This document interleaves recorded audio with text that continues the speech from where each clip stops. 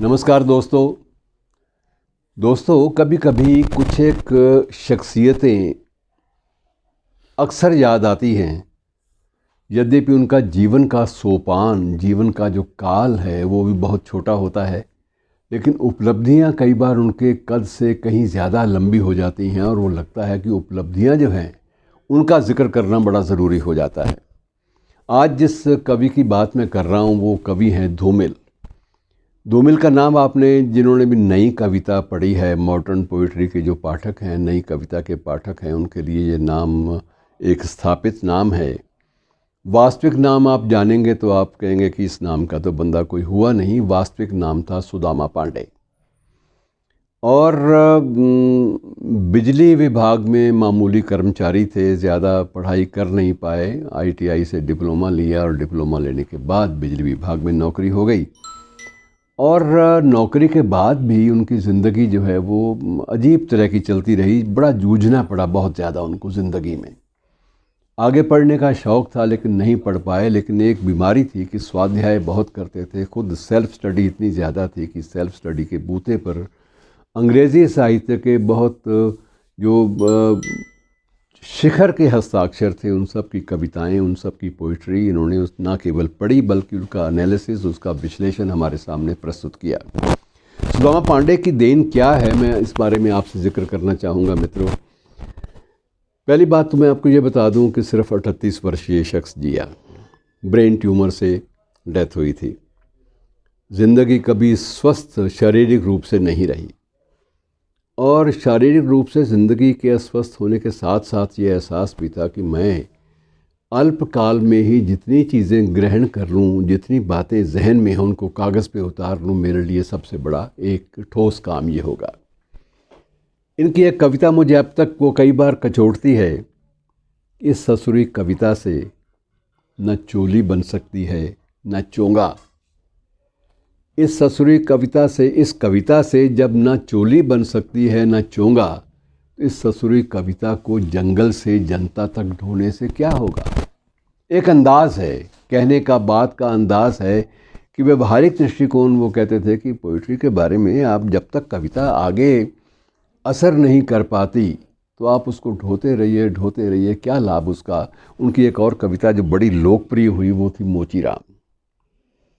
मोचीराम कविता का आप अंदाज़ा लगा लीजिए। कविता बहुत लंबी है, मैं सिर्फ 4 पंक्तियों में आपको उनका जो तेवर है, उनका जो लहजा है बात कहने का, वो आपको बयान कर देता हूँ। लहजा ये था कि बाबूजी, मेरे लिए ना कोई छोटा है ना बड़ा,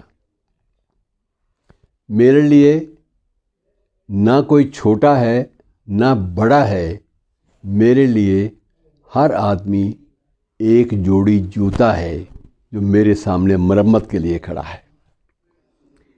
पेशे के प्रति प्रतिबद्धता का इससे ज़्यादा, कमिटमेंट का इससे ज़्यादा कोई आपको उदाहरण आपको शायद ना मिले। और उनकी जो संग्रह थे, जीते जी सिर्फ एक ही संग्रह छप पाया, संसद से सड़क तक। और वो संसद से सड़क तक इनकी कविता और इनके संग्रह का नाम आज दुनिया भर में, हमारे देश में कम से कम, एक मुहावरे की तरह इस्तेमाल होता है। जब भी कोई नेता बात करता है तो संसद से सड़क तक ये कर देंगे, संसद सड़क तक ये कर देंगे, एक मुहावरा बन गया उनकी एक कविता का नाम और उनके एक कविता संकलन का नाम। इनके कविता संकलन ज़्यादा नहीं आए, 4 छपे, 4 या 5, लेकिन उसमें मुख्य रूप से ये जो इनके जीते जी छपा वो संसद से सड़क तक था। बाद में इनकी एक काव्य संकलन बहुत ज़्यादा लोकप्रिय हुआ, वो था सुदामा का प्रजातंत्र।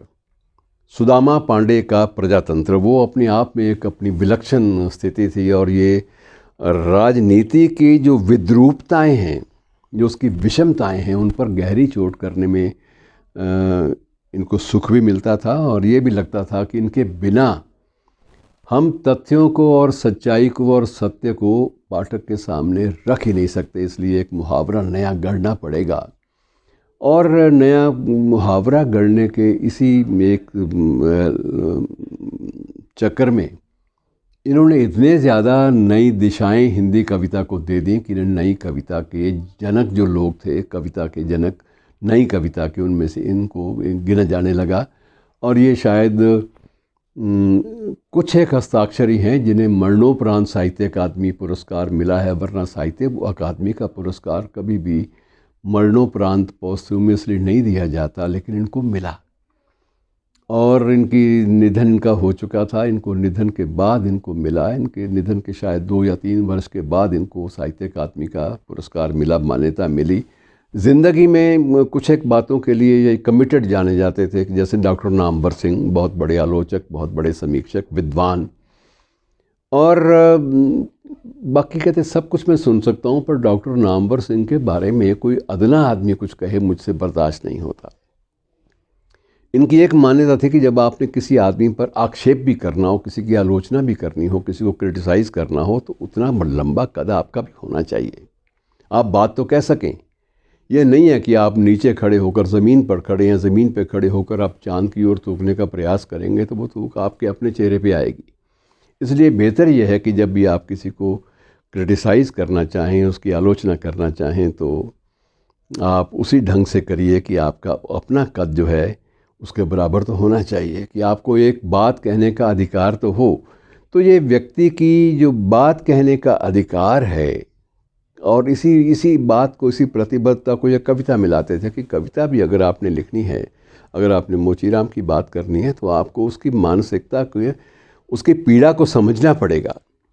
जब तक आप उसकी पीड़ा को आत्मसात नहीं कर लेते, आप कविता के क्षेत्र में आपका प्रवेश वर्जित है। ये अक्सर कहा करते थे।